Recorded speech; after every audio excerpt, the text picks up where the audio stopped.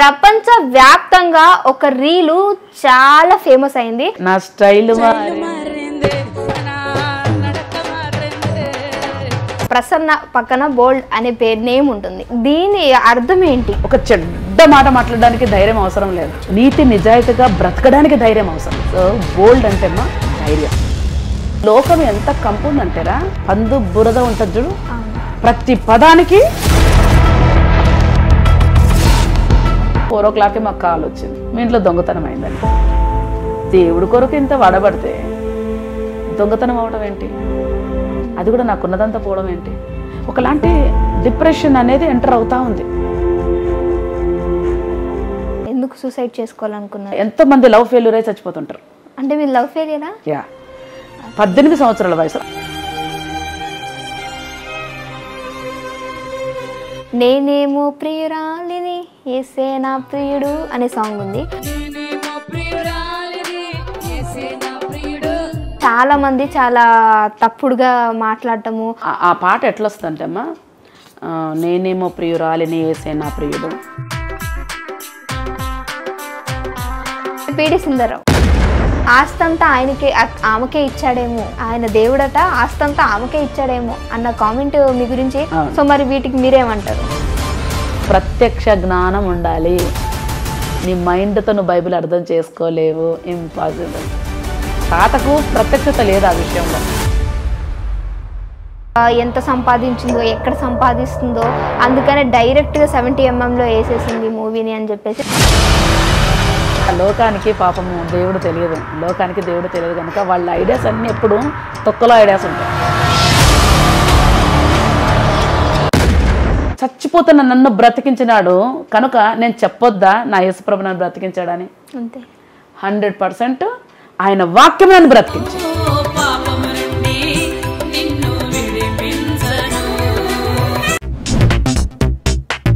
Hi hello నమస్తే, welcome to ఆదా. నేను మీ యాంకర్ రెబెకా. ఈరోజు నాతో పాటు ఉన్న గెస్ట్ ఎవరో తెలుసా? చెప్పాను అనుకోండి, నిజంగా నాకంటే ఎక్కువ మీరే హ్యాపీ ఫీల్ అవుతారు. తను ఎవరో కాదు, ప్రపంచ వ్యాప్తంగా ఒక రీలు చాలా ఫేమస్ అయింది. అయితే ఇప్పటి వరకు మనం ఏ రీల్ చేసినా ఎవరైనా సరే మన కంట్రీ వరకు లేదా మన దేశం వరకు ఉంటుంది, కానీ ప్రపంచ వ్యాప్తంగా ఏ రీలు అనే కదా మీ డౌట్. సో చెప్పానా, స్టైల్ మారింది, స్టైల్ మారింది, నా నడక మారింది, అందరికీ తెలుసు కదా. ఎస్, మరి ప్రసన్న బోల్డ్ అక్కతోటి ఉన్నాము. సో అక్కతోటి మాట్లాడి అసలు ఈ సాంగ్స్ వెనకాల ఉన్నటువంటి రహస్యాలు, అక్క లైఫ్ గురించి చాలా మందికి తెలుసుకోవాలనే ఆతృత ఉంది అని నాకు కూడా తెలుసు, అందులో నేను కూడా ఒకటి. కాబట్టి మరి అక్కతోటి మాట్లాడి అక్క లైఫ్ స్టైల్ గురించి, అక్క గురించి తెలుసుకునే ప్రయత్నం చేద్దాము. హాయ్ అక్క. హాయ్ మా. Praise Lord. ఎలా ఉన్నారు? I'm good always. Always good, బాగానే ఉంటారు. దేవుని దయ వల్ల ఖచ్చితంగా మంచిగానే ఉంటారు అనుకున్నా. సో అక్క, నేనైతే ఫస్ట్ మీ గురించి తెలుసుకోవాలని చాలా ఆతృతగా వచ్చేసాను. సో నన్ను ఎక్కడ డిసప్పాయింట్ చేయకుండా మీరు నేను అడిగిన వాటి అన్నిటికీ ఆన్సర్లు చెప్పేయాలి. యా, అంటే మీ గురించి ఫస్ట్ తెలుసుకునే ముందు ప్రసన్న పక్కన బోల్డ్ అనే పేరు నేమ్ ఉంటుంది. సో అయితే అక్క, దీని అర్థం ఏంటి? నార్మల్గా బయట బోల్డ్ అంటే మనం చాలా చాలా డిఫరెంట్ మీనింగ్స్ ఉంటాయి. అసలు మీరు ఈ నేమ్ పెట్టుకోవడానికి కారణం ఏంటి? అది మీరే పెట్టుకున్నారా లేదా ఎవరైనా పెట్టారా? చిన్నప్పటి నుంచి ఉందా? యాక్చువల్గా రెబెకా, బోల్డ్ అని మనం టైప్ చేస్తే ఎట్లాంటి పిక్చర్స్ వస్తాయో అందరికి తెలుసు. బోల్డ్ కామెంట్ అంటే ఆడ కంపు వర్డ్స్ వాడతారు అనమాట. కంపు వర్డ్స్ లేదంటే బోల్డ్గా ఉన్నారనే కల్లా డ్రెస్సింగ్ చక్కగా ఉండదు. అంటే చీకటికి వెలుగుకు చాలా తేడారా. చీకటి రాజ్యంలో బోల్డ్కు అది వాడతారు, కానీ వెలుగు రాజ్యంలోకి వచ్చేలోగా, వెలుగు రాజ్యం, చీకటి వెలుగు రెండు ఉంటాయి మనిషిలో. వెలుగు రాజ్యంలోకి వచ్చేలోగా నీతిమంతులు సింహము వలె ధైర్యముగా ఉందరు. సో ఎక్కడ వెతుకుతున్నాం అనేది ఇంపార్టెంట్. నువ్వు చీకట్లో వెతుకుతే బోల్డ్కి అన్ని కంపే చూపిస్తుంది అది, కానీ చీకట్లో వెతకకూడదు. ఈ రాజ్యం వేరు, ఇది వెలుగు రాజ్యం.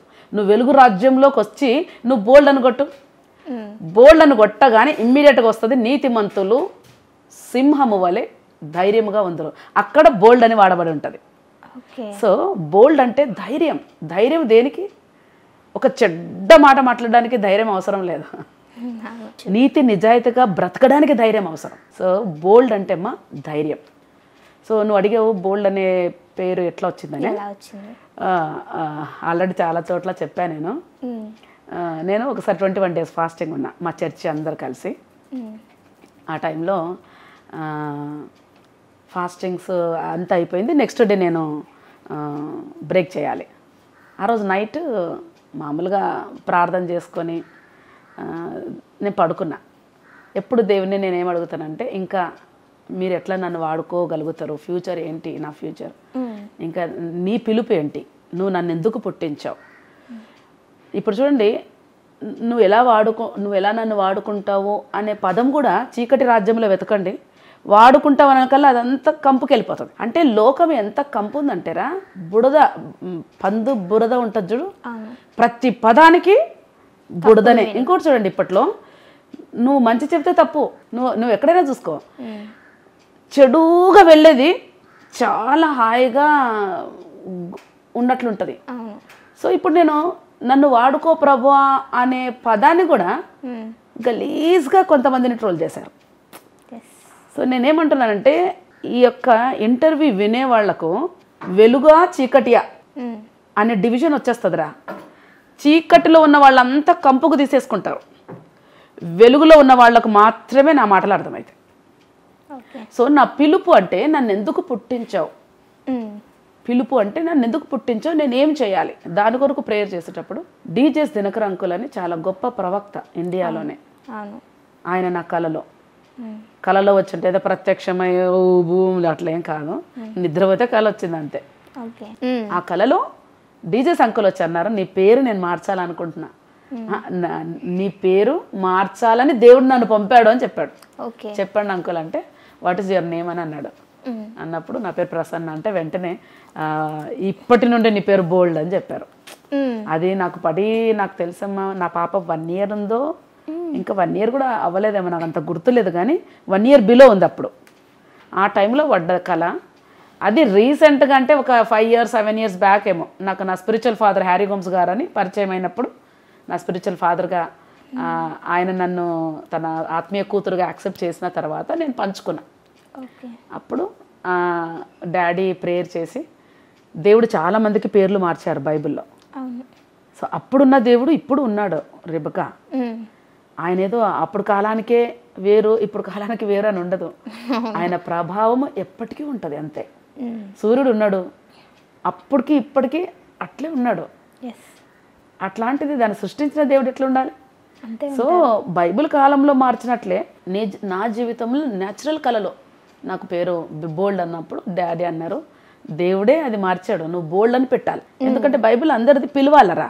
అబ్రామ్ శారాయి అని వచ్చింది, దేవుడు అబ్రహాం శారా అని మార్చినప్పుడు జనములకు తండ్రి అని పిలవాలి. అసలు పిల్లలే లేరు వాళ్ళకు. అప్పుడు దేవుడు పేరు మార్చాడు. అప్పుడు అప్పటి నుండి అందరూ అబ్రహాం అబ్రహాం అని పిలిచారు. యాకోబు పేరు ఇజ్రాయేల్ అని రాసినాక ఇజ్రాయేలు అని పిలిచాడు. సో అట్లాగూ దేవుడు ఏదైనా పెట్టినప్పుడు పిలవాలి. మన నోటిలో శక్తి ఉంది రెబెకా, పిలవాలి. అందుకని మా డాడీ ఏమన్నారంటే, నీ పేరు పక్కన ఖచ్చితంగా బోల్డ్ అని రావాలి అని అన్నారు. ఓకే, చెప్పారు అయితే డాడీ వాళ్ళకి వెంటనే ఏమని నేమ్ అని. వెంటనే నేను సోషల్ మీడియాలో మార్చాను, ప్రసన్న బోల్డ్ అని. సో అప్పటి నుండి నన్ను అందరు ప్రసన్న బోల్డ్ అనే పిలుస్తారు. అట్లా వచ్చింది నాకు కళలో పడిన పేరు అనమాట ఇది. ఓకే, అయితే అక్క ఇంకొకటి ఫస్ట్ క్లారిటీ ఇచ్చేది, ఎందుకనంటే ఆల్రెడీ నేను ఇంటర్వ్యూలో చెప్పేశాను మీకు, స్టైల్ మారింది, నా నడక మారింది. మీకు తెలుసో లేదో అక్క, మీరు అంటే ట్రోల్ అవుతుందని మరి ఆ సాంగ్ వినకుండా ఉన్నారో లేదో నాకు తెలియదు, కానీ ప్రపంచవ్యాప్తంగా ఈ సాంగ్కి రీల్ చేయని వాళ్ళు లేరక్క. చిన్న నుంచి పెద్ద నుంచి ప్రతి ఒక్కరు, ముసలి వాళ్ళే కావచ్చు, ఎవరైనా సరే, అంతా అసలు ఆ సాంగ్కి చూసిన వాళ్ళైతే దానికి అతుక్కోకుండా ఉండరు అనమాట. ఇప్పటికీ నడుస్తూనే ఉంది. అయితే నాకు ఈ సాంగ్ గురించి తెలుసుకోవాలన్నాక, ఎందుకు రాశారు అసలు ఇంత మంచి సాంగ్ని, ఎందుకు ట్రోల్ చేశారని మీరు అనుకుంటున్నారు? ట్రోల్ చేయడం అంటే అమ్మా, ఇప్పుడు ఏదో ఫన్నీ వేగా స్టైల్ మారింది అనేది ఎవరి థాట్స్లో వాళ్ళు చేసుకున్నారు. నాకేం అది పెద్ద హర్ట్ అనిపించలే. ఇప్పుడు కొంతమంది కుంటిగా నడుచుకుంటా స్టైల్ మారింది ఒక ఫన్నీ వేలో, అప్పుడు బాగా నడుస్తుంటే ఇప్పుడు కుంటిగా ఒక బాతు నడిచేది, నాకు అవన్నీ అంటే ఎవరి వ్యూలో వారు పాడుకున్నారు. బట్ నేను రాసిన విధానం వేర్రా. నేను రాసిన విధానం ఏంటంటే, ఎప్పుడైనా చూడమ్మా, దేవుడు అన్నీ ఇచ్చేటప్పుడు దేవుని మొక్కటం, ఏదైనా మన జీవితంలో కష్టం వచ్చినప్పుడు ఏం దేవుడు అని వదిలేయటం అది మొక్కే పద్ధతి కాదు. అది అట్లుండదు భక్తి. యోబు అంటాడు, దేవుడి నుండి అన్ని పొందుకోవడమేనా, పొందుకున్నప్పుడు మనం ప్రైజ్ చేసాం కదా, తీసేసినప్పుడు కూడా ప్రైజ్ చేస్తా. ఆ టైంలో తనకున్న పిల్లలందరూ చనిపోతారు యోబుకు. ఆ టైంలో అంటాడు, ఇచ్చినప్పుడే ప్రైజింగా, పోయినా ప్రైజింగే. అంటే నేనేమంటానంటే దేవుణ్ణి మనిషి కదా, ఏమంటారు, అన్ని బాగున్నప్పుడు మాట్లాడుకోవడం, అన్ని పోయినప్పుడు వదిలేయటం, అట్లాంటి బుద్ధి ఉండదు దేవుడి దగ్గర. సో నా జీవితంలో అన్నీ కోల్పోయిన టైం అది. అంటే ఇంట్లో దొంగతనం వచ్చేసి నాకున్న గోల్డ్ అన్నీ పోయినాయి. అప్పుడు నేను ఆ టైంలో వేరే ఊరిలో సువార్త సేవ కొరకు వెళ్ళాను. నేను సువార్త సేవకి వెళ్ళి అక్కడ నేను చాలా కష్ట పరిస్థితుల్లో సువార్త సేవ చేసి, ఇంకా నేను సంతోషంగా, దేవా ఎంత మంచి కృప ఇచ్చావు, వీళ్ళందరికీ సువార్త చెప్పే కృప అని ఆ రోజు అంత సంతోషపడి, ఆ కష్ట పరిస్థితిలో ఆ రోజు వాళ్ళు ఇచ్చిన ఒక ఇంట్లో మేము పడుకున్న 4 o'clock మాకు కాల్ వచ్చింది, ఫోన్, హైదరాబాద్ నుండి, మీ ఇంట్లో దొంగతనం అయిందని. సో నాకు అనిపించింది, దేవుడి కొరకు ఇంత వాడబడితే దొంగతనం అవడం ఏంటి, అది కూడా నాకున్నదంతా పోవడం ఏంటి, ఒకలాంటి డిప్రెషన్ అనేది ఎంటర్ అవుతూ ఉంది. అవసరమా? నేను లాయర్గా నేను చేసిన దాన్ని, నేను ఎగ్జామ్స్ రాసుకోను, టీచింగ్ సైడ్ వెళ్ళటము, లేదంటే ఏదైనా జడ్జి పోస్ట్ కొట్టుకోవటం, ఏదో ఒకటి నాకు చేసుకోవచ్చు కదా. ఎందుకు అన్నీ వదిలి ఈ దేవుని వెంబడిస్తే ఈ దేవుడు నీ డబ్బును కాపాడలేకపోయినాడు, అవసరమా ఈ దేవుడు అన్నంతగా ఏమవుతుంది నా హృదయంలో ఒకలాంటి, అది ఇప్పుడు ఏదైనా అన్నీ పోతే నీకు ఎట్లా ఉంటుంది అట్లా అనిపిస్తుంది నా మనసు. అప్పుడు నాకు ఒక వాక్యం గుర్తొచ్చింది. ఎప్పుడైనా రిబకా మనం వాక్యంతో నింపబడినప్పుడు మన మైండ్లో ఏదైనా వస్తే వాక్యం మనతో మాట్లాడుతుంది. తన పిల్లలు, తన గొర్రెలు కాపరి స్వరం వింటాయి. ఒక నేను రీల్ చూశానురా, కాపరి అరిచే అరుపుకి సేమ్ అట్లే ఎవరు అరుస్తారు, కానీ ఏ గొర్రె పక్కకు రాదు. గొల్లొళ్ళు ఉంటారు కదా, వాళ్ళు గొల్లొళ్ళు 100-200 తీసుకొని వెళ్ళిపోతూ ఉంటారు. ఇది నేను ఈ మధ్య కాలంలో చూసాను నేను ఆంధ్రాలో. ఈ గొల్ల వాళ్ళు తీసుకొని వెళ్ళేటప్పుడు ఆ కాపరి పక్కన ఒక ఆయన నిలబడి సేమ్ కాపరి ఎట్లా అరుస్తాడో అట్లా అరిచినాడు. ఒక్క గొర్రె చూడలే, కానీ ఈయన అరిచినాక రియల్ కాపరి అరిచేలాగా గొర్రెలను పరిగెత్తి వచ్చాయి. అది వీడియో పెట్టారు. అంటే నేను బైబిల్లో కూడా ఆ మాట ఉంది, తన గొర్రెలు తన స్వరమును వినను. సో నాకు నా దేవుని స్వరము ఎప్పుడు కూడా దేవుని వదిలే, యేసును వదిలే, యేసుప్రభు ఎందుకు ఇట్లా చేశాడు అనేది దేవుని స్వరం కాదు. దేవుని వదిలే అనిందంటే ఖచ్చితంగా అది అది అది దేవుడి స్వరం కాదు, అది వేరే స్వరం. నేను గుర్తుపట్టేశా. నన్ను 18 సంవత్సరాల్లో నన్ను పట్టుకున్న దేవుడు, చచ్చిపోతున్నా నేను బ్రతికినా, సూసైడ్ అటెంప్ట్ చేసుకొని అసలు నవ్వు అంటే తెలియని నాకు 18 years ఆ టైంలో. ఎందుకు సూసైడ్ చేసుకోవాలనుకున్నారు? అప్పట్లో ఇప్పుడు మీరు చూస్తారు కదరా, ఎంతోమంది లవ్ ఫెయిల్యూర్ అయి చచ్చిపోతుంటారు. అంటే మీరు లవ్ ఫెయిల్యూరా? 18 సంవత్సరాల వయసు. ఆల్రెడీ నేను ఈ ఇంటర్వ్యూలో చెప్పానండి, చాలా ఇంటర్వ్యూస్లో. 18 yearsలో ఇప్పుడు చూడండి, లవ్ ఫెయిల్యూర్ అయిపోయి 2 జంటలు చచ్చిపోతారు ఊరేసుకొని, అక్కడ అబ్బాయి ఇక్కడ అమ్మాయి. అప్పుడు యాంకర్స్ అందరు ముందరకు వస్తారు, చూసారా లవ్ నిజమైన ప్రేమ అని అన్నీ మాట్లాడతారు. ఓకే, లేదు పాప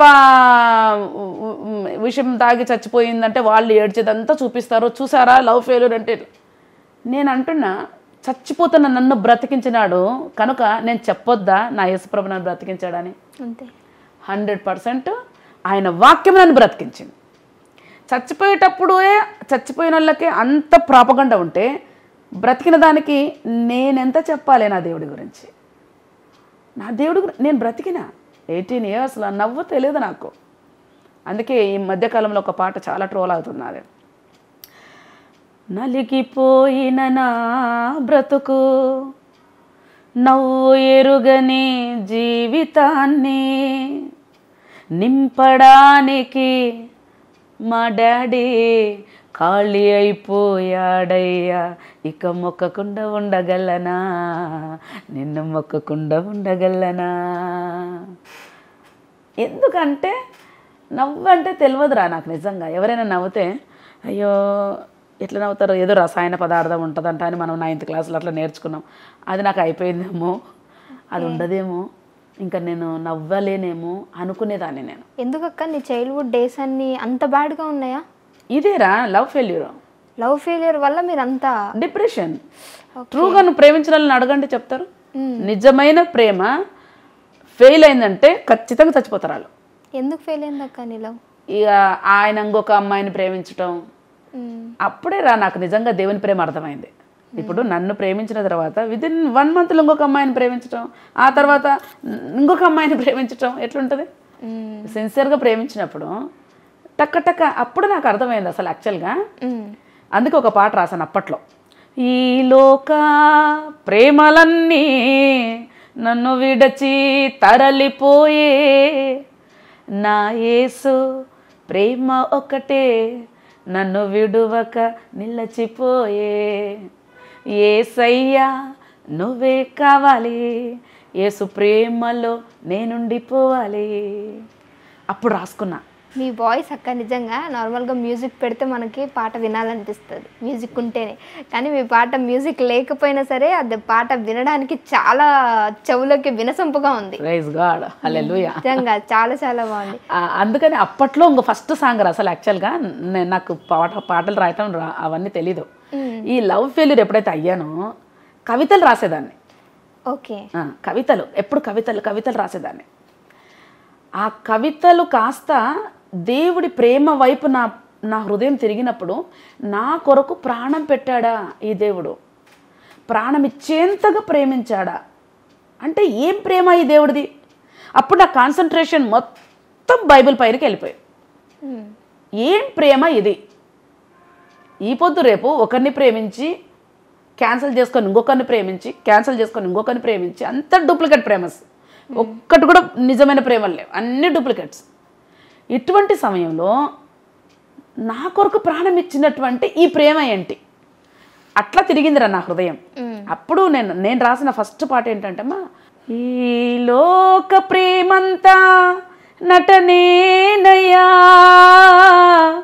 ఈ లోక కరుణంత క్షణికమేనయ్యా, ముదిమి వచ్చు వరకు నన్ను ఎత్తుకొందువా, హత్తుకొందువా. అంటే ఈ లోక ప్రేమ అంతా నటన కదా. యాక్చువల్గా నేను తిరిగింది అక్కడమ్మా. 18 yearsలో పూర్తిగా టర్న్ అయిపోయినా నేను దేవుని సైడ్. ఓకే, యేసు ప్రభు చాలా నిజం, చాలా సత్యం.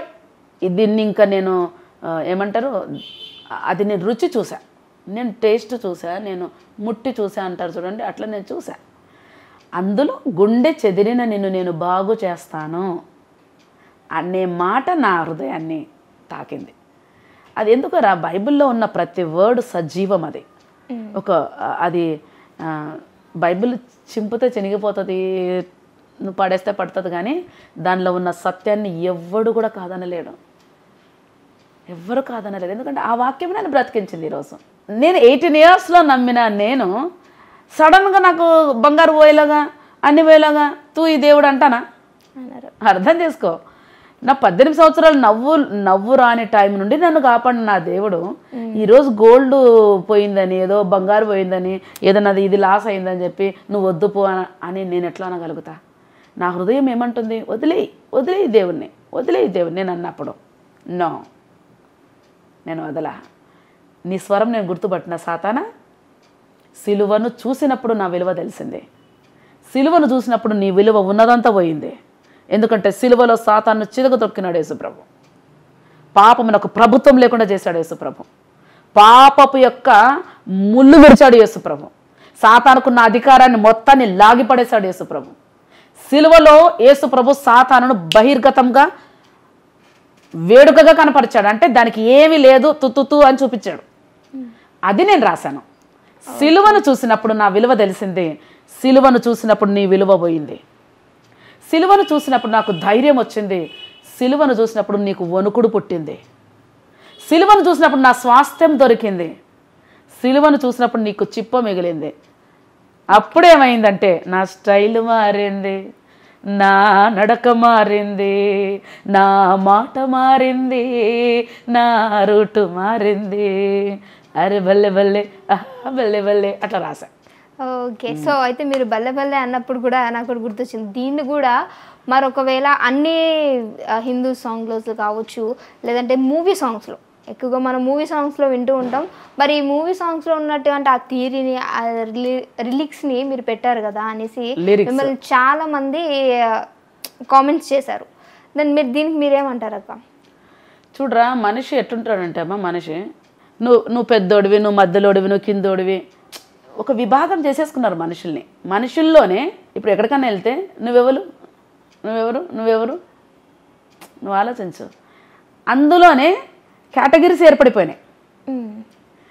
ఇది హై కేటగిరీ, ఇది లో కేటగిరీ, మీరు ఇంకా లో కేటగిరీ. ఇవన్నీ ఎవరు పెట్టుకున్నారు? మనం పెట్టుకున్నారు.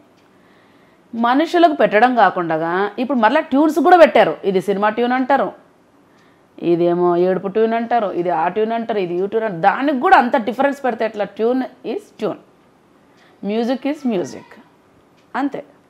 ఓకే, అర్థం చేసుకో. అది సినిమాకే సపరేట్ అంటే సినిమావే దుమ్దాం ఉండాలా అంటే దేవుడు ఎప్పుడు ఏడ్చుకుంటూ కూర్చోవాలా? అర్థం చేసుకో. నాకు వహు వాహు అనాలనిపించింది, ఎందుకు సంతోషమైంది కాబట్టి నేను వహు వాహు రాసుకున్నా. అంతేకాని సినిమాది ఇక్కడ పెట్టినావు అని అనే బదులు నాదే సినిమా తీసుకొని అనొచ్చు కదా, ఎందుకన్నారు ఆ మాట? ఓకే, ఎప్పుడు కంపేర్ చేయొద్దు. సో అయితే ప్రసన్నక్క, మరి మీ గురించి ఇంత తెలుసు మాకు ఇప్పుడు ఏంటి అనేది, కానీ ప్రసన్నక్క చైల్డ్హుడ్ ఎలా ఉండేది, పేరెంట్స్ ఎక్కడ ఉండేవారు, ఇప్పుడు ఏం చేస్తున్నారు, ఇప్పుడు ప్రసన్నక్క ఏం చేస్తుంది అనేది మాకు తెలియాలి. నా చైల్డ్హుడ్ అంతా కర్నూలు డిస్ట్రిక్ట్ డోన్ అమ్మా నాది. అక్కడే నేను 1వ తరగతి నుండి అక్కడే చదివాను. కర్నూలు డిస్ట్రిక్ట్ డోన్. ఓకే, డోన్ అనేటువంటి దాంట్లో గ్రామం, అది మండల్, డోన్ మండల్లో చదివాను. డిగ్రీ వరకు అక్కడే చదివాను. డిగ్రీ తర్వాత ఎల్ఎల్బి తిరుపతిలో చేశాను. ఎల్ఎల్బి అయిపోయిన వెంటనే హైదరాబాద్కి వచ్చేసిన. ఇంక ఇక్కడే నేను ప్రాక్టీస్ చేశాను, ఇక్కడే మ్యారేజ్ జరిగింది, అంతా ఇక్కడే. నా అమ్మ నాన్నకు మేము 13 మంది పిల్లలం. 13 మంది? మీరు ఎన్నక్క? నేను 13వ నంబర్. చిన్నవారు మీరే? నేను లాస్ట్. ఓకే. మా పెద్దక్క రీసెంట్గా చనిపోయారు, అందరికంటే పెద్ద ఆవిడ కూతురు నేను ఒకటే ఏజ్. అంటే ఆవిడకు పెళ్ళికి నేను లేను, నేను పుట్టలేదు అసలు. మా అక్క ఫస్ట్ ప్రెగ్నెంట్, మా అమ్మ ప్రెగ్నెంట్ అప్పుడు. మా అమ్మ డెలివరీ అయిన 21 రోజుకి మా అక్క డెలివరీ అయింది, అది నేను లాస్ట్. సో అట్లాగూ మాదంతా బాల్యం అంతా అక్కడే డోన్లో. తర్వాత నేను ఎల్ఎల్బి తర్వాత నేను హైదరాబాద్కి వచ్చేసాను. తర్వాత ఇక్కడ నేను లాయర్గా ప్రాక్టీస్ చేశాను.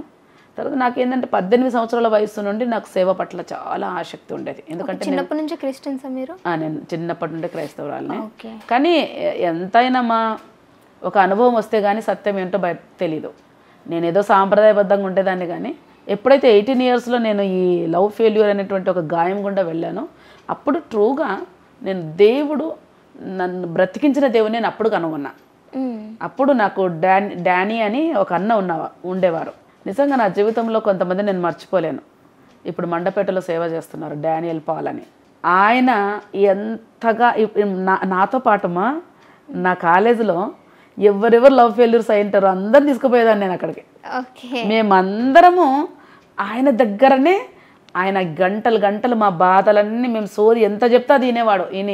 ఆయన బైబిల్ బోధించేవాడు. నీ పట్ల దేవునికి ఏం ప్రణాళిక ఉంది అది ఇంపార్టెంట్, మీరు అనుకున్నది కాదు. మీరు అనుకున్నది ఆ అబ్బాయి లేకుంటే చచ్చిపోతాం అనుకున్నది ఇది కాదు. నిన్ను పుట్టించిన దేవుడికి ఒక ప్రణాళిక ఉంది, ఆ దేవుడికి నీ పట్ల చాలా ఉన్నతంగా ఉంది. అట్లాగూ ఆయన బోధించిన విధానం చూడమ్మా. నా జీవితంలో కొంతమంది నేను మర్చిపోని వారిలో ఒకటి డానీ అన్న మా గురించి ఎంతగా ప్రార్థన చేసేవాడో, ఎంతగా మాకు దేవుళ్ళు నడిపించాడో. అట్లాగూ నేను అక్కడ డిగ్రీ వరకు అక్కడే చదివి అప్పటి నుండి నాకు సేవ పట్ల చాలా ఇంట్రెస్ట్ ఉండేదమ్మా. అప్పట్లోనే నేను సేవ నా కాలేజ్ వాళ్ళకంతా బోధించేదాన్ని, సువార్త చెప్పేసేదాన్ని, మీటింగ్స్ పెట్టేసేదాన్ని. ఇప్పుడు కూడా నా ఫ్రెండ్స్ అంతా మంచి సేవకులు అయ్యారు. మొన్న సిబిఎన్ ఛానల్ వాళ్ళు ఒక అమ్మాయి నా క్లాస్మేట్, ఆ అమ్మాయిది ఇంటర్వ్యూ తీసుకున్నారు. వాళ్ళు ఏంటంటే ఒక షార్ట్ ఫిల్మ్ లాగా చేస్తారు వాళ్ళు, కొంచెం డాక్యుమెంటరీ లాగా. అందులో ప్రసన్న అని నన్ను ఒక క్యారెక్టర్ వేరే పాప వేసింది అందులో. అంటే నేను ఎట్లా వాళ్ళకి స్వార్థ చెప్పాను అనేది కూడా వాళ్ళు డాక్యుమెంటరీ ఫిల్మ్ లాగా తీస్తే అందులో నేనున్నా. అంటే అప్పటి నుండే నాకు సేవ అంటే చాలా, ఎందుకంటే నేను తెలుసుకున్న ఈ సత్యం నేను ఖచ్చితంగా ఇటువంటి వాళ్ళకి చెప్పాలి. నా హృదయము, గాయపడిన హృదయము హీల్ అయింది, ఖచ్చితంగా ఇక్కడ అవుతుందని నేను ఖచ్చితంగా చెప్పాలి. అప్పటి నుండే నాకు ఈ రోషం ఉంటుంది, చెప్పాలి. ఎందుకు చనిపోతున్నారు ప్రజలు, యేసుప్రభు ఖచ్చితంగా వాళ్ళని బాగు చేస్తాడు, నన్ను బాగు చేసిన దేవుడు వాళ్ళను చేస్తాడని చాలామందికి నేను స్వార్థ చెప్పేదాన్ని అప్పట్లోనే. అట్లాగ ఇక్కడ ప్రాక్టీస్ చేసేటప్పుడు కూడా నేను ఒక సైడు చర్చ్ మినిస్ట్రీ, ఒక సైడు కోర్టు అట్లా చూసుకునేదాన్ని. ఎప్పుడైతే ఇక్కడ బిజీ అయిపోయానో అది వదిలేసా. అది వదిలేస్తూ ఇప్పుడు నేను చర్చ్ నడిపిస్తున్నాను. అయితే మీరు అన్నారు ఫిలిమి అని, నాకు మీరు రీసెంట్గా తీసిన ఆచూకీ మూవీ, సో ఈ మూవీకి డైరెక్షన్ మొత్తం మీదేనా, మీ స్టోరీ మొత్తం అది? అవునమ్మా. అయితే దీన్ని నార్మల్గా ఎవరైనా సరే షార్ట్ ఫిలిమ్స్ అంటే వస్తారు, కానీ ఒకటేసారి మీరు 70mm స్క్రీన్లో, అది కూడా 2 సార్లు ప్లే అయింది మూవీ కూడా. దెన్ ఇదంతా ఎలా? అయితే దీని గురించి చాలామంది విమర్శలు కూడా రావడం జరిగింది, ఎంత సంపాదించిందో, ఎక్కడ సంపాదిస్తుందో, అందుకనే డైరెక్ట్గా 70mmలో వేసేసింది మూవీని అని చెప్పేసి. దీని గురించి మీరేమంటారు అక్క, ఏమిస్తారు ఆన్సర్? అందుకే అంటున్నా కదరా, లోకానికి పాపము దేవుడు తెలియదు, లోకానికి దేవుడు తెలియదు కనుక వాళ్ళ ఐడియాస్ అన్నీ ఎప్పుడు తొక్కలో ఐడియాస్ ఉంటాయి. ఎట్లా ఎట్లా ఎట్లా ఎట్లా అంటే ఎట్లా ఏమి అంటే చెప్పలేను, అవును అవుతుందని చెప్పగలను, ఒకప్పుడు రాసుకునే పాట. ఎట్లా జరుగునో చెప్పలేను, నిశ్చయంగా జరుగునని చెప్పగలను. ఎందుకు చెప్పగలనంటే బైబిల్లో ఒక మాటైనా తప్పిపోదు, ఒక సున్నైనా కింద పడదు, మాట ఇచ్చిన నా దేవుడు నరుడు కాడు, అది జరిగి తీరును. ఆయన మనిషి కాదు కదా. సో నేను ఎప్పుడు మా హస్బెండ్తో నాకు గొడవ అయినప్పుడు నేను ఎప్పుడు అనేదాన్ని, నన్ను అన్యాయంగా నువ్వు మాట్లాడుతున్నావు కదా, 18 సంవత్సరాల వయసులో నేను లవ్ ఫెయిల్యూర్ అయ్యి నేను చచ్చిపోతున్న నన్నే బ్రతికించి నిన్ను నాకు ఇచ్చాడు. ఇదే గ్రేట్ మిరకిల్ నా లైఫ్లో. ఆయనతోనే అనేదాన్ని, నేను చచ్చిపోతుంటే అప్పుడు లవ్ ఫెయిల్యూర్ అయి చనిపోయే వ్యక్తిని నేను. ఆ వ్యక్తిని తీసుకొస్తే నెక్స్ట్ నీలాంటి వ్యక్తిని నాకు ఇచ్చినప్పుడు ఎంతో ఆనందపడ్డా. మళ్ళీ 2 పిల్లల్ని ఇచ్చాడు. అసలు చనిపోవాల్సింది రేబక నేను. అసలు నాకేంటి మళ్ళీ 2 పిల్లల్ని, భర్తని, ఒక మంచి లైఫ్ ఇచ్చాడంటేనే నేను కృతజ్ఞత కలిగిన. ఇప్పుడు నువ్వు నన్ను అన్యాయంగా తొక్కేస్తున్నావు. ఇప్పుడు మరలా నేను ఈ దేవుడితో ఏమేమి జరుగుతాయో, ఎందుకంటే నువ్వు నాకు అన్యాయం చేస్తున్నావు, నీకు కూడా తెలుసు అది. అన్యాయంగా నన్ను తొక్కేస్తున్నావు అన్నిట్లో. చాలా ఇంటర్వ్యూస్లో చెప్పిన ఎంత బాధపడ్డాను అనే విషయాలన్నీ. కనుక ఒక టైం వస్తుంది నా జీవితంలో ప్రతి అద్భుతం సినిమా తీసి చూపిస్తాను అనేదాన్ని. అనేదాన్ని రేబుక. ఎందుకంటే నాకు తెలుసు అన్యాయంగా నువ్వు ఏదైనా అనుభవించు రేబుక, అన్యాయంగా ఏదైనా అనుభవించు, 7 అంతలు తిరిగి ఇస్తాడు దేవుడు నీకు. అన్యాయంగా అనుభవిస్తే ఖచ్చితంగా వాళ్ళ కళ్ళు ఎదురుగా 2 అంతల ఘనత ఇస్తాడు దేవుడు. అది బైబిల్లో ఉంది. నువ్వు అన్యాయం అయిపోయిన వాళ్ళందరూ అంతా అన్యాయం అయిపోతారు అనుకోదు, న్యాయం ఎప్పటికైనా గెలుస్తుంది. సో అనేదాన్ని నేను ప్రపంచానికంతా చెప్తాను ఆ దేవుడు ఏం చేశాడో అనేదాన్ని. నేను అనేదాన్ని. అప్పట్లో ఏమీ లేదు నాకు. అసలు ఆయన వదిలేస్తే నేను పాల ప్యాకెట్ కూడా పెట్టుకోలేను నా పిల్లలకి. కానీ నేను అనేదాన్ని. ఎందుకు అనేదాన్ని అంటే బైబిల్ని బట్టి అనేదాన్ని. అన్యాయంగా ఎవరైనా అవమానాల పాలైతే 2 అంతల ఘనతని ఇస్తానని ఉంది బైబిల్లో. అంటే ఆ వర్డు సజీవం కలిగినది వర్డ్ అది. దాన్ని 100కి 100% నమ్మొచ్చు. అందుకే అనేదాన్ని. సో అట్లాగూ దేవుడు నా యొక్క మ్యారేజ్ విషయంలో, ఈ సేవ విషయంలో పాటలు పాడకూడదు, యూట్యూబ్లో పెట్టకూడదు, ఇంట్లో పాడుకో. నాకు 18 సంవత్సరాల్లో బ్రతికించిన దేవుణ్ణి సింపుల్గా నేను వదులుకోలేను. ఆయన నన్ను ఎందుకు పిలిచాడు అనేది ఇంపార్టెంట్ నాకు. నా పిలుపు కొరకు నేను ఏది త్యాగం చేయలేను. నా పిలుపు కొరకు ఎవరి కొరకో నా పిలుపుని త్యాగం చేయలేనమ్మా నేను. దేవుడిచ్చిన పిలుపు ఇంపార్టెంట్ నాకు. కనుక పిలుపు కొరకు ఏదైనా వదులుకుంటారా. ఆ టైంలో నేను అన్న మాటలు తర్వాత నేను ఒక స్టోరీ రాసుకున్నా, ఐ లాస్ట్ మై సెల్ఫ్ అని.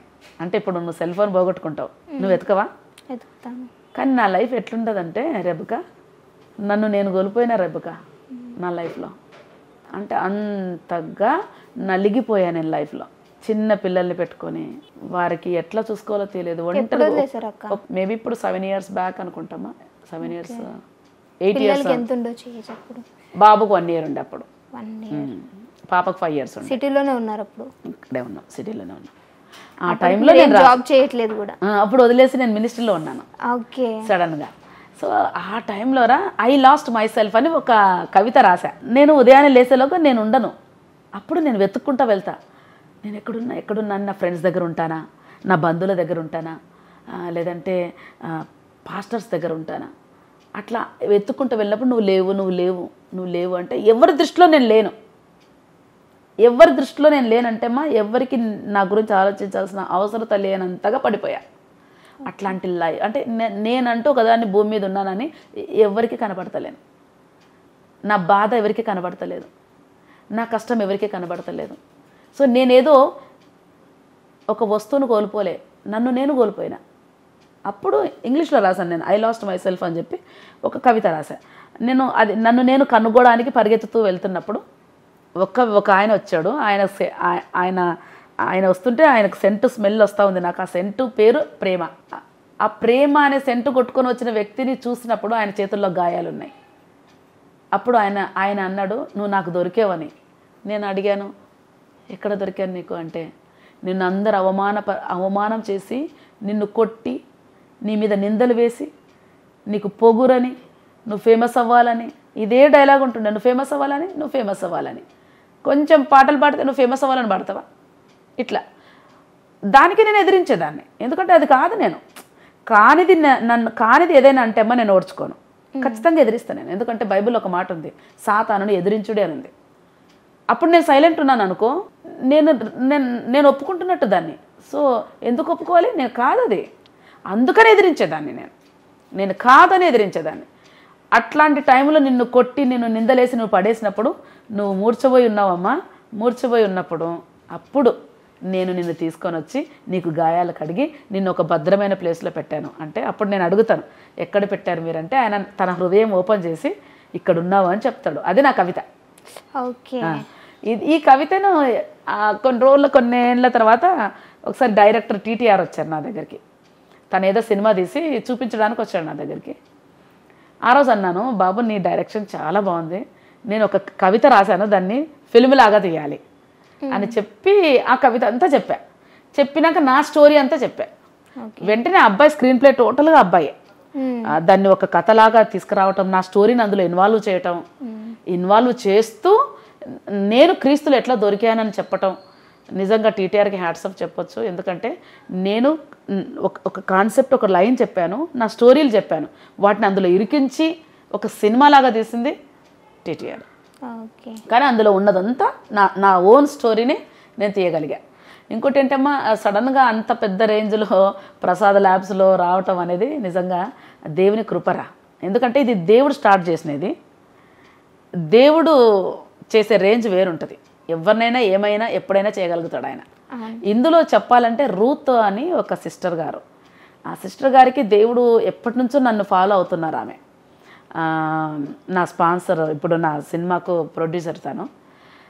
తను ఫస్ట్ నేనేం చేశానంటే, నా దగ్గర ఉన్న గోల్డ్ అవి వేసి అమ్మేసి ఫస్ట్ పెట్టుబడి పెట్టేశా. ఫస్ట్ ఈ అబ్బాయికి ఇచ్చేసి పనులు స్టార్ట్ చేసినా, సగం వరకు అయిపోయింది, షూటింగ్ కూడా అయిపోయింది. తర్వాత ఎడిటింగ్కి ఇవన్నిటికీ లేవు నా దగ్గర, నాకున్నదంతా ఇచ్చేసా. అంటే దేవుడు ఎప్పుడైనామ్మా మనం స్టెప్ వేసేటప్పుడు ఫస్ట్ మనకున్నది వాడుకోవాలి. ఆ తర్వాత ఆవిడ నా కాంట్రాక్ట్లోకి వచ్చారు, రూత్ గారు. ఇంకా ఆవిడ నిజంగా దేవుడు ఆవిడని పంపించాడు. మొత్తం టోటల్గా నేను పెట్టుకున్న దాని తర్వాత ఉన్న ప్రతి వర్క్ ఆవిడే నాకు స్పాన్సర్ చేశారు. సో అట్లాగూ దేవుడికి పంపించాడు ఆవిడని కూడా, రూత్ గారిని. ఆవిడ నమ్మి నాకు ఏం ఆశపడకుండగా, ఇప్పుడు నాలాంటి విజయనే ఆమెకు కూడా. సో ఏమి ఆశపడకుండా తను ఈ యొక్క సినిమా వెనకాల ఉండి ఆ థియేటర్లో మేము రిలీజ్ చేస్తామంటే కూడా తను ఒప్పుకొని, కానీ తను రాలేదు. కానీ behind the screen Ruth sister ఉన్నారండి. అయితాక మీరు అన్నారు ఫేమస్ అవ్వడానికే నువ్వు పాటలు పాడుతున్నావు అని చెప్పేసి సార్ కూడా మీతో చాలాసార్లు అనడం వద్దు సోషల్ మీడియాలోని. అయితే మరి సార్ వదిలేయడానికి కారణం అదేనా? సార్ వదిలేయడానికి కారణము టోటల్గా చాలా ఉన్నాయిరా. ఎందుకంటే తనకున్నటువంటి కనెక్షన్స్ చాలా విషయాల్లో నన్ను చాలా గాయపరిచాడు. ఆ కనెక్షన్స్ విషయంలో కూడా చాలాసార్లు గొడవలు అయ్యాయి. కానీ నాకేంటంటే అన్నిటికంటే ముఖ్యం, పిలుపుని స్టాప్ చేసినప్పుడు నేను ఎదురు తిరిగాను. ఓకే, సేవ చేయొద్దన్నారు. సేవ విషయంలో ఇది వద్దు అన్నప్పుడు నేను ఎదురు తిరిగాను. మిగతావన్నీ నాకు లెక్కలేదు. ఈవెన్ అటువంటివి జరిగినా కూడా నేను ఆయనకు చెప్పేదాన్ని, ఇట్లాంటివి నువ్వు చేసి, ఎందుకంటే దేవుడు ఒక మాట అంటాడు, పరిశుద్ధత లేకుండా దేవుణ్ణి ఎవడూ చూడలేడు. పరిశుద్ధత కోల్పోయినాక నువ్వు మరలా దేవుని సేవ ఎట్లా చేస్తావు నువ్వు అనేదాన్ని నేను. సో వాటన్నిటికీ నేను పెద్ద బాధపడలేదురా. కానీ పిలుపు విషయంలో మాత్రం నేను 100% నేను ఎదిరించాను. సో ఇక్కడ చూడండి, అక్క వాళ్ళ డాగ్ కూడా ఏం క్వశ్చన్లు అడుగుతున్నావు నువ్వు అన్నట్టు వచ్చేసింది. క్వశ్చన్ సరిగ్గా అడగని చెప్తున్నావు నన్ను. ఓకే, అయితే అక్క ఇంకొక క్వశ్చన్, ఏదైతే నేనేమో ప్రియురాలిని ఏసే నా ప్రియుడు అనే సాంగ్ ఉంది. సో ఈ సాంగ్ నాకు తెలిసి యాజ్ అ క్రిస్టియన్గా ఉన్న ప్రతి ఒక్కరికి ఈ సాంగ్ మీనింగ్ అర్థమవుతుంది ఎందుకు అనేది. కానీ దీన్ని బట్టి కూడా చాలామంది చాలా తప్పుడుగా మాట్లాడటము, వాటిని కూడా చాలా పిచ్చి పిచ్చిగా రాయడం చేశారు. సో దీని గురించి మీరేం చెప్తారు? అసలు ఆ సాంగ్ వెనకాల ఉన్న స్టోరీ ఏంటి, ఎందుకు రాశారు?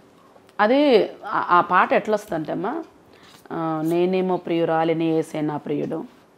ఎందుకంటే నీకు చెప్పాను, నా జీవితంలో నేను ఎక్కడ టర్న్ వచ్చింది నాకు అనేది. అంటే ఈ లోకపు ప్రేమలో ఒక్క నిమిషం ఒకరి తర్వాత ఇంకొకరికి మారుతుంది, కానీ నా దేవుని ప్రేమ మారలేదు. అందులో మీరు వచనాలు వింటేమ్మా, ఆ పాటల్లో ఫస్ట్ వచనము, అరణ్యములో నన్ను స్నేహించి ఆకర్షించాడు. ఫస్ట్ వచనం అంటే అరణ్యం అంటేమా త్రోవ తెలియని రోజులు నావి. ఒక అరణ్యంలో ఎవరైనా తప్పిపోయినారనుకోండి ఎట్లా వెతుకుతారు? ఒక అడవిలో ఎవరైనా తప్పిపోతే ఎట్లా వెతుకుతారు? ఎవరో నాకు తెలిసి ఒక 4 years బ్యాక్ అనుకుంటా, అడవిలోకి పోయి ఆ పిల్లలు కనపడతలేరని చెప్పేసి హెలికాప్టర్లు పెట్టి ఎతికిచ్చారు. అంటే న్యాచురల్గా కూడా అరణ్యంలో త్రోవ తెలియదు వెళ్ళిపోయినామంటే. నా లైఫ్లో త్రోవ తెలియనప్పుడు అప్పుడు కదా దేవుడు నన్ను ఆకర్షించాడు. అందుకే నేను నా దేవునికి ప్రియురాలి, నన్ను ప్రేమించాడు ఆయన. చూడండి అమ్మ, అందుకే నేను స్టార్టింగే అన్నా, చీకటి వ్యక్తులు వేరు, వెలుగు వ్యక్తులు వేరు. చీకటి వ్యక్తులన్నీ చెడుగా మాట్లాడేస్తారు, ఎందుకంటే వాళ్ళ బుద్ధులవి, వాళ్ళ నేచర్ అది, వాళ్ళు జీవిస్తున్నారు అందులో కాబట్టి అవి వాళ్ళకు చెల్లుతాయి. కానీ నిజంగా దేవునితో ఉన్న వాళ్ళకు ఈ మీనింగ్ అర్థమవుతుంది. అరణ్యం లాంటి నా శ్రమలలో ఆయన ఆకర్షించాడు. నేను ఆయనను పిలవలే, ఎవరో వచ్చి నాకు సువార్త చెప్పారు. అంటే ఆయన నన్ను పిలిచాడు కదా, అంటే నేను ఆయనను వెతకలేదు కదా, ఆయన నన్ను వెతికాడు కదా. నేను ఆయన ప్రేమించలేదు కదా, ఆయనే నన్ను ప్రేమించాడు కదా. అందుకే రాశాను. సో ఇదేంటంటే నా స్టోరీ, మరలా ఇక్కడ కూడా నా స్టోరీయే. అరణ్యములో స్నేహించి ఆకర్షించాడు. రెండో వచనం ఏం రాశానంటారా, మరణానికి వెలుచున్ననా వెనక వచ్చాడు. అంటే నేను సూసైడ్ చేసుకోవాలనుకుని 3 times అటెంప్ట్ చేశాను నేను అప్పట్లో 18 yearsలో. 3 times. ఆ టైంలో నాకు సువార్త అందకుంటే, నాకు బైబిల్ తెలియకుంటే, దేవుడు నాకు పరిచయం కాకుంటే నేను చచ్చిపోతుంటే కదా. అంటే నా వెనకల వచ్చి సువార్త చెప్పిన సేవకులు, నేను వాళ్ళ వెనకల పోలే, వాళ్ళు నా వెనక వచ్చి నాకు చెప్పారు, నిన్ను ప్రేమించే దేవుడు ఉన్నాడు, నిన్ను కాపాడే దేవుడు ఉన్నాడు, నీకు మంచి భవిష్యత్తు ఇచ్చే దేవుడు ఉన్నాడు అనేటువంటి మాట ఆయన చెప్పాడు కదా. అందుకనే మరణానికి వెళుతుంటే నా వెనక వచ్చిన దేవుడు. అందుకే మేమిద్దరం కలిసి ప్రేమికులం. ప్రేమ అనేది ఎందుకు టక్కున గలీజ్గా తీసుకుంటారో నాకు అర్థం కాదు. ప్రేమ అనేలోగా అసహ్యమైన మాటలే వచ్చేస్తాయి. ఇప్పుడు ఆ లవర్ కెనాట్, ఆ సర్వెంట్ కెనాట్ లవ్, బట్ ఆ లవర్ కెన్ సర్వ్ అని ఒకటి హిజ్కియా ఫ్రాన్సిస్ గారు ఎప్పుడు అంటారు. అంటే ఒక సర్వెంట్ వచ్చి తప్ప పని చేసుకుంటుంది, జీతం తీసుకుంటుంది, వెళ్ళిపోతుంది. మరలా ఉదయాన్నే వస్తుంది, అంట్లు తోమేస్తుంది, అన్ని తీసుకొని వెళ్ళిపోతుంది. కానీ ఒక భార్య ఓన్లీ పని చేసి పని మనిషిలాగా డబ్బులు తీసుకోదు, అది వేరే సంబంధం. భార్య పని చేసి ప్రేమించగలుగుతుంది, ఒక పని మనిషి పని చేసి వెళ్ళిపోతుంది కానీ ప్రేమ ఉండదు అక్కడ. సో హిజ్కే ఫ్రాన్సిస్ గారు ప్రాఫిట్ ఎప్పుడు అనేవాళ్ళు, ఆ లవర్ కెన్ సర్వ్ బట్ ఆ సర్వెంట్ కెనాట్ లవ్. అంటే సేవకులు ప్రేమలో ఉండండి, దేవునితో రిలేషన్లో ఉండండి, దేవునితో ఆ సహవాసంలో ఉండండి అనే మాట నాకు ఎప్పుడు ఎక్కేదామును కదా. దేవునితో ప్రేమ లేకుండా ఏదో యంత్రం పనిచేసినట్టు పని చేయటం, ఏదో ఆదివారం వచ్చిందా ఒక యంత్రంలాగా ఏదో ఒక మెసేజ్ చెప్పటం, మరి రిలేషన్ ఉండదు దేవునితో. ఎంత డ్రై లైఫ్ అమ్మా అది. అసలు వాళ్ళకే తెలియదు దేవుడు, వాళ్ళు ఏదో పులిపిటి మీదకి వచ్చి ఏదో చెప్పేస్తారు, వాళ్ళకే అంత రిలేషన్ లేదు. నేను అందుకే ఆ వర్డ్ వాడాను, మేమిద్దరం కలిసి డీప్గా ప్రేమలో ఉన్నాం అంటే ఆ ప్రేమ అగాపే ప్రేమ నాకు అర్థమైంది. ప్రేమలు చాలా రకాలరా, భార్య భర్తల ప్రేమ ఉంది, అన్న చెల్లెళ్ళ ప్రేమ ఉంది, ఫ్రెండ్షిప్ ప్రేమ ఉంది, కానీ ఇది అగాపే ప్రేమ అంటే ఇంకా ఈ ప్రేమకు అంతం ఉండదు, శాశ్వతమైన ప్రేమతో ప్రేమిస్తున్నాడు దేవుడు. సో అందుకని రాశాను నేను, మరణానికి వెళుతుంటే నన్ను వెనక్కి వచ్చి నన్ను ప్రేమించాడు. 3వ వచనం ఏం రాసినానంటమ్మా, తన ప్రాణాన్ని అడ్డుంచి నన్ను రక్షించాడు. అంటే తన ప్రాణం ఇచ్చే కదా నేను రక్షించాడు, అందుకే మేమిద్దరం ప్రేమికులం. అట్లాగా నేను ఒక్కొక్క వచనం రాశాను. అది మొత్తం సాంగ్ వింటేమా నిజంగా అంటే ఈ కంపు కళ్ళు ఉండేటోళ్ళని ఇంకా మనం ఏం చేయలేం. ఈ కంపు కళ్ళు ఉండేటోళ్ళు వాళ్ళు 90 ఏళ్ళ ముసలమ్మను కూడా అదే దృష్టితో చూస్తారు. సో వాళ్ళని ఆ పెంటని ఇక్కడ తీసుకురావడం నాకు ఇష్టం లేదు. ఇది చాలా ప్యూర్గా ఉన్నటువంటి హార్ట్ ఉన్న వాళ్ళకు నా పాట అర్థమవుతుంది. ప్యూర్ హార్టెడ్ వాళ్ళు, నిజంగా దేవునితో ఆ ప్రేమ సంబంధం ఉన్న వాళ్ళకు నా పాట అర్థమవుతుంది. ఈ కంపు కళ్ళు పెట్టుకొని ఇంకా వాళ్ళకు కూడా ఎక్స్ప్లెనేషన్ ఇవ్వాలంటే ఒక పందికి చెప్పినట్టే, మనం బురదలో ఉన్న పందికి పోయి చెప్తే ఎట్లుంటుంది, టైం వేస్ట్ అది. కనుక ఇది చాలా పవిత్రమైన భావంతో నేను రాశాను రా ఈ పాటని. సో ట్రోల్ చేస్తున్నారంటే చెప్తున్నా కదా, బురదలో ఉన్నట్టలే చేస్తారు తప్పితే ట్రూగా దాని విలువ తెలుసునో చేయలేరు. అయితే పీడి సుందరరావు మీకు తెలుసు, సో ఆయన ఏమన్నారు అని అంటే, మీరు విన్నారో లేదో, మీరు దానికి అన్నిటికీ కౌంటర్స్ ఇస్తారు, కానీ ఆయనకు మాత్రం ఇవ్వలేదక్క. ఆస్తంతా ఆమెకే ఇచ్చాడేమో, ఆయన దేవుడట ఆస్తంతా ఆమెకే ఇచ్చాడేమో అన్న కామెంట్ మీ గురించి చాలా అన్నారు, ఇదుగురు అన్నారు ఎక్కువగా. సో మరి వీటికి మీరేమంటారు? విన్నాను రా, నాకు పంపించారు, పిడి సుందరరావు గారు అన్న మాటలని నాకు పంపించారు, విన్నా నేను. దారుణమైన లేడీ అని ఏదో అన్నారు, దారుణంగా మాట్లాడుతుందని. సో నాకు అందులో యాక్చువల్గా పెద్ద ఆయన రేపో మాపో పరలోకంకి వెళ్ళిపోతారు. ఆయన వయసు అంతది, అంత పెద్ద ఆయనకు మనము ఎదురు నిలబడి ఓ అని నాకెందుకు అనిపించాలా, పెద్ద ఆయనకు గౌరవించాలా.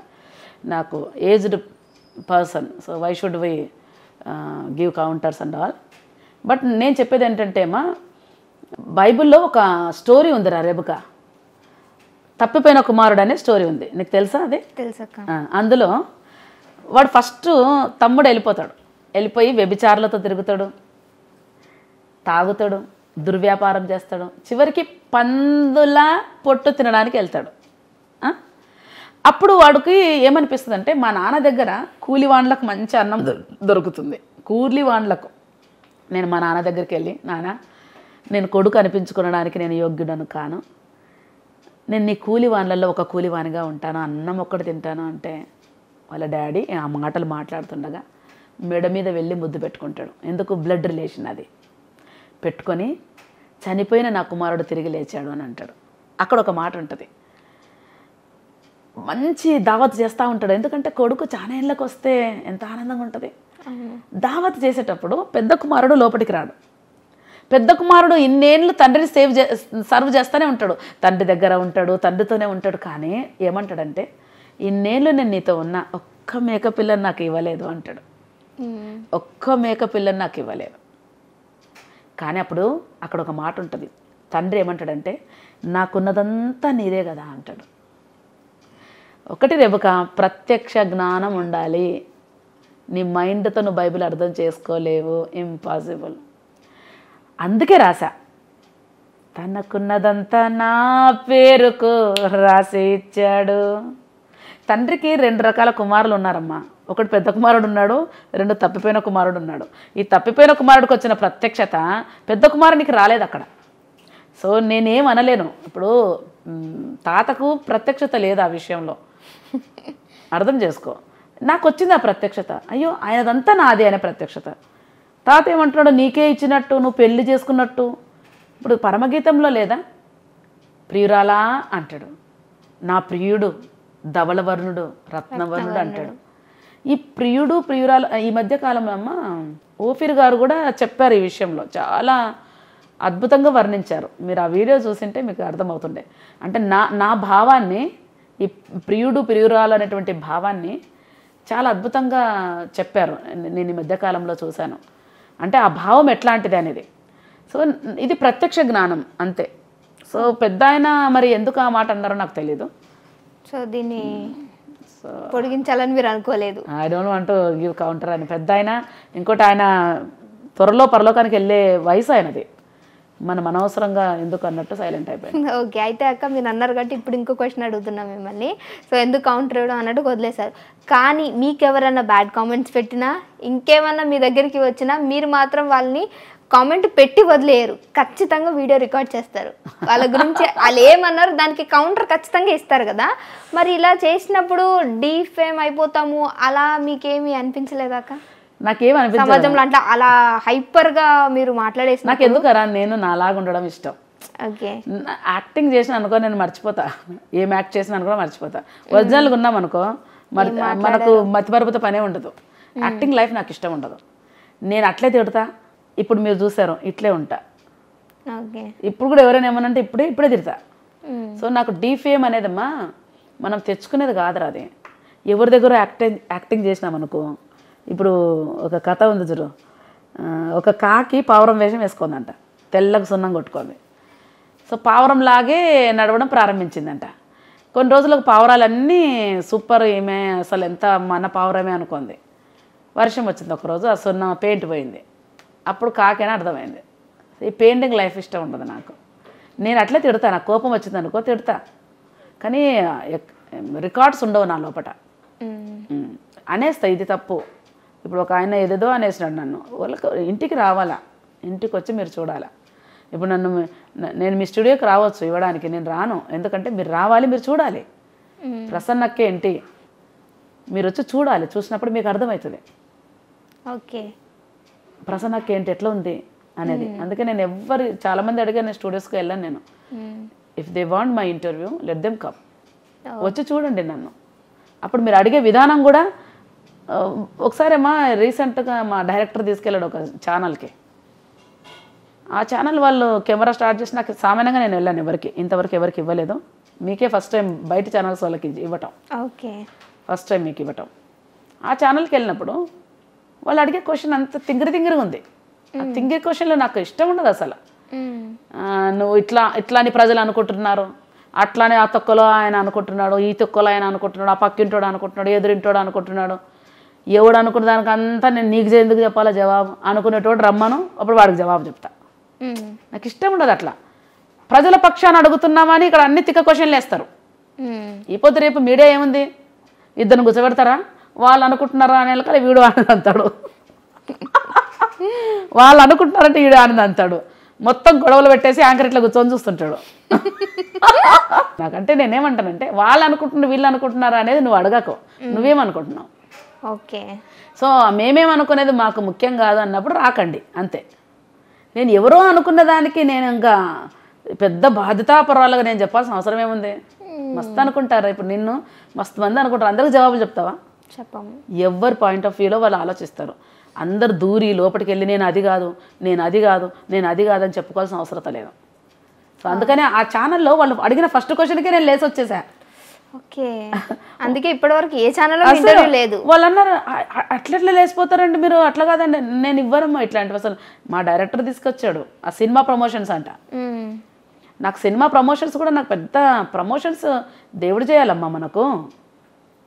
నేను అందుకే ఎప్పుడు ఒక మాట అంటే, ఇప్పుడు పారాసెటమాల్ టాబ్లెట్ కనుక్కున్నాడు, ఈ కనుక్కున్నోడికి ఎవరు ప్రమోషన్ చేస్తారు తెలుసా?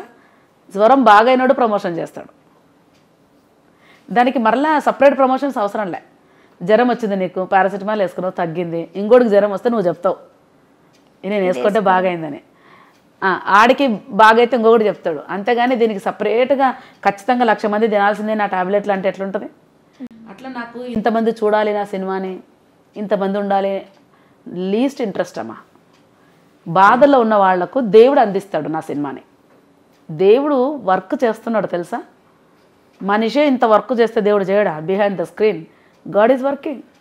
సో దేవుడు నా ద్వారా ఫిల్మ్ తీపిస్తే ఆయన తీసుకెళ్తాడు. దానిపైన నమ్మకం ఉంటుంది. కానీ నేను ప్రమోషన్స్ అట్లా ఉండదు నాకు. డీఫేమ్ అన్నావు కదా, డీఫేమ్ అనేది నాకు అదే అంటున్నా. మనిషి దగ్గర యాక్టింగ్ చేసి ఫేమస్ అవ్వడం నాకు ఇష్టం లేదు. సో నేను ఉన్నట్టుగానే నేను అంటాను అనుకో, అన్నా కూడా నన్ను ఎవరైనా ప్రేమిస్తే అది ఒరిజినల్ ప్రేమ. అర్థమైందా రేపుక? ఇప్పుడు నేను తిడతాను, నేను తిట్టినప్పుడు కూడా నేను తిట్టినా కూడా నువ్వు నా దగ్గరకు వచ్చావు, ట్రూ ప్రేమ అట్లా. అందుకని నాకు డీఫేమా, ఎందుకంటే బైబిల్ ఒక మాట ఉంటుంది, నేను నీ నామమును గొప్ప చేయదును అని దేవుడు అన్నాడు.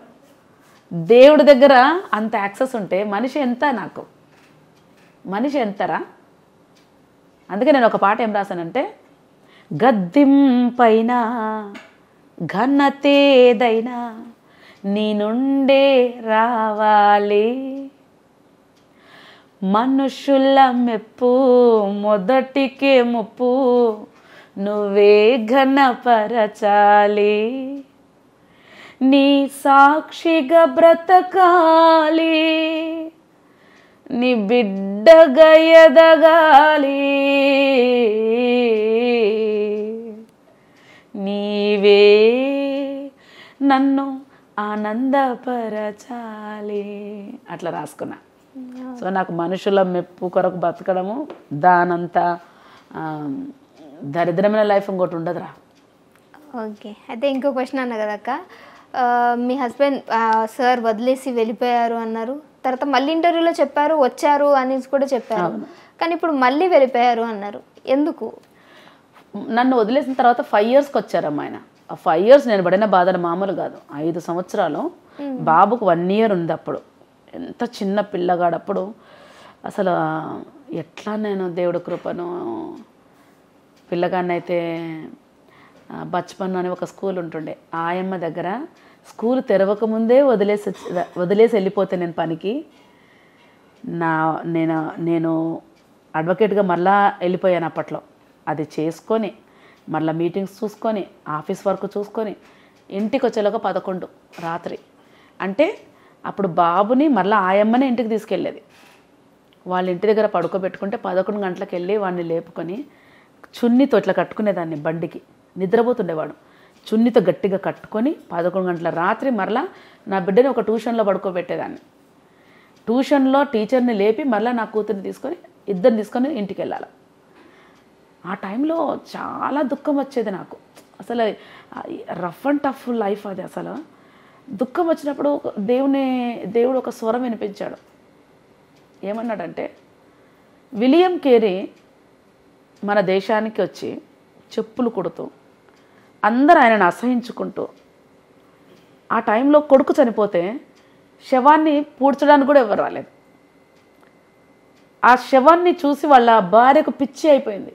అంటే మిషనరీస్ ఎంత త్యాగం చేస్తే యేసుప్రభు నాకు అందాడు, ఎంత త్యాగం చేస్తే అందాడు. నేను చేసే త్యాగం ఎంత లేదు. వీడికి ఆయమ్మ ఉంది చూసుకుంటుంది, 11 గంటలకు వచ్చి మహా అంటే కట్టుకొని పోతున్నా. నాకు అనిపించింది, చిచ్చి ఏడవకూడదు, ఇట్లాంటి వాటికి ఏడవకూడదు. ఎంతోమంది త్యాగం చేస్తే కానీ ఈ బైబిల్ నా చేతికి రాలేదు, ఇంత గొప్ప సువార్త నాకు అందలేదు.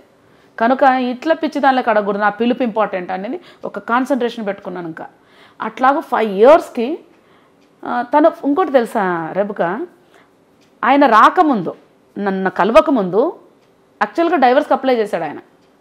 నాకు డైవర్స్ కావాలి అది ఇది అంటే, సరే అంటే నాతోనే ఫొటోస్, తర్వాత ఏమేమి కావాలి ఆధార్ కార్డులు అన్నీ తను తీసుకునేవాడు. మ్యారేజ్ సర్టిఫికేట్ పలానా చోట ఉంటుంది చూడిపో, ఆ బీరువాలో ఉంటుంది చూడిపో అంటే అన్నీ తీసుకొచ్చి ఇచ్చేదాన్ని. సడన్గా డైవర్స్ అంతా అప్లై చేసినాడు, నాకు అవన్నీ పంపించాడు. నువ్వు ఆలోచించు, అన్నీ పంపించాడు నాకు. పంపించేసి సైన్ పెట్టాలి, నువ్వు పలానా రోజు వస్తానంటే సరే అన్న. సరే అని చెప్పేసినాను. 5 ఏళ్ళు అయింది అప్పటికి. ఆ రోజు నేను ఇంకా రెడీ అయిపోయి బయటకు వెళ్తే ఫోన్ వచ్చింది, జడ్జి ఈరోజు రావట్లేదు, ఈరోజు లేదంట అని. సరే అన్న అంటే డైవర్స్ ఇచ్చే వ్యక్తి ఆన్ ద స్పాట్ క్షమాపణ, కాళ్ళు మొక్కుతానని చెప్పి నాకు మెయిల్ పెట్టాడు.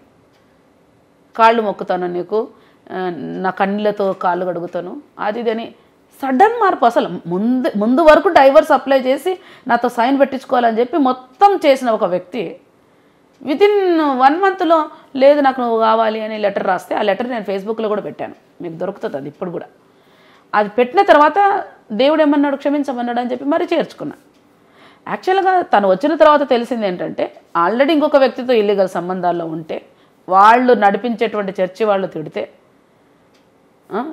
నువ్వు అక్కని తెచ్చుకోకుంటే మేము చర్చ్ అంతా వదిలేస్తామని అంటే వాళ్ళే చెప్పారు నాకు అన్నీ. ఓకే సరే అవన్నీ చెప్తే కూడా సరే అయిపోయిందని అనుకున్నాక కూడా సేమ్ ప్రవర్తన ఇంటికి వచ్చేది లేదు. ఎప్పుడో ఒకసారి అట్లా చుట్టపు చూపులో వచ్చేది. నేను ఒక మీటింగ్కి వెళ్తే పిల్లలకి ఫీవర్ వచ్చింది, పక్కింటి వాళ్ళని ఫోన్ చేసి పిల్లగాని తీసుకెళ్ళండి అని చెప్పాలా. నేను అన్నాను వచ్చేమి లాభం, రెంట్ కట్టకపోవటం. నేను అవన్నీ కూడా ఫేస్బుక్లో పెట్టినారా, ఒక్కడు కూడా సాక్ష్యం లేకుండా లేదు. నేను మా ఓనర్కి రెంట్ కట్టలేకపోవటం. ఇంకా నాకు అనిపించింది 5 ఏళ్ల తర్వాత వచ్చి మరలా వేరే వాళ్ళతో ఇల్లీగల్ కాంట్రాక్ట్స్. లిటరల్గా నా దగ్గర మొత్తం వాయిస్లు అన్నీ వచ్చేసాయి. ఎవరు పెట్టారో తెలీదు, మెసెంజర్లో పెట్టారు నాకు. సిస్టర్ మీరు కలిశారు కానీ ఇది ఈయన బుద్ధి ఇది జరని వాళ్ళు మాట్లాడుకున్న మాటలు A to Z నా దగ్గర నాకు వచ్చేసాయి. ఇంకా అవన్నీ బయట పెట్టినాక నాకు అనిపించింది బురదని నేను పెట్టుకోకూడదు, ఇంకా వద్దు నాకు అని చేసి కరెక్ట్ 6 months ఉన్నాడమ్మా. తర్వాత డైవర్స్ అయిపోయింది, ఆయన పెళ్ళి అయిపోయింది, ఆయనకు మ్యారేజ్ అయిపోయింది. ఇంకా నేను నా పిల్లలతో నేను బ్రతుకుతున్నా. ఓకే గ్రేట్ అక్క. మీ టెస్టిమోనీ విన్న వాళ్ళైతే ఇది వరకు చూసి ఇన్ని పాటలు ఇన్ని ట్రోల్ అవుతుందని అంటే ఆమె ఏంటో పైకి అలా కనిపిస్తున్నారు కానీ దేవుడు ముసుకేసుకున్నారు అనే మాటలు వచ్చాయి. కానీ ఇది విన్న తర్వాత ఖచ్చితంగా చాలామందికి మీ గురించి ఏంటి అని తెలుస్తుందని నేను కూడా అనుకున్నాను. థ్యాంక్ యూ సో మచ్ అక్క. పిలవంగానే నన్ను ఇంటికి రమ్మంటే ఎందుకు స్టూడియోకి వస్తే అయిపోతుందిగా అనుకున్నా కానీ వచ్చిన తర్వాత అక్క ఏంటి అనేది ఇక్కడ చూసిన తర్వాత నాకు కూడా అర్థమైంది. సో మీరు ఇంక ఇలానే దేవుళ్ళు బలంగా వాడబడాలి అక్క. Praise Lord, all the best అక్క. సో చూసారు కదా మన ఈరోజు ప్రసన్న బోల్డ్ అక్క ఇంటర్వ్యూ. సో మీకేమైనా డౌట్స్ ఉంటే డెఫినెట్గా ఇందులో క్లారిటీ అయిందని అనుకున్నా. ఒకవేళ డౌట్ ఉన్న కింద కామెంట్ చేయండి, అక్క ఖచ్చితంగా మీకు రెస్పాండ్ అవుతుంది. సో మళ్ళీ ఇంటర్వ్యూతో మీ అందరూ మాట్లాడితే మళ్ళీ పిచ్చిగానే సమాధానం వస్తుంది. సో దయచేసి పిచ్చి మాటలు రాయకండి కమెంట్స్లలో. సో మరి ఇది వాళ్ళ ఇంటర్వ్యూ మీ అందరికీ నచ్చిందని అనుకుంటున్నా. ఇంకో ఇంటర్వ్యూతో మీ అందరి ముందుకు వస్తాను. అప్పటి వరకు చూస్తూనే ఉండండి. ఆదాన్, నమస్తే.